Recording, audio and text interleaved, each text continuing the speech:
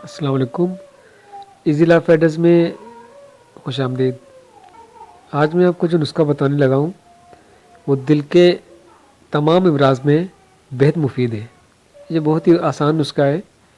इस नुस्खे के लिए आपको अर्जुन का पाउडर, दालचीनी, सफ़ेद ज़ीरा और देसी गुड़ लेना होगा, जो कि आपको किसी भी पंसारी दुकान से आसानी से मिल जाएगा। इस्तेमाल का तरीका ये है कि 2 गिलास पानी में आपने 2 चाय के चम्मच अर्जुन का पाउडर, 2 चाय के चम्मच दालचीनी, 2 चाय के चम्मच ज़ीरा और हस्बे जायका देसी गुड़ मिलाकर कहवा बना लेना है और इसे आपने सुबह शाम 3 माह तक इस्तेमाल करना है। ये कहवा दिल के जुमला अमराज का जड़ से खात्मा कर देगा और इसके साथ साथ कोलेस्ट्रॉल, शुगर, ब्लड प्रेशर, जिगर, जिल्द, जोड़ों के दर्द, सांस का फूलना, कैंसर, मोटापा और मैदे के अमराज, वर्स, सर के बालों से लेकर पाँव के नाखून तक तमाम अमराज में ये कहवा बहुत ही मुफीद है। ये आप नुस्खा ज़रूर इस्तेमाल कीजिएगा और अपनी आरा से आगाह कीजिएगा। इजाज़त दीजिए। अल्लाह हाफिज़।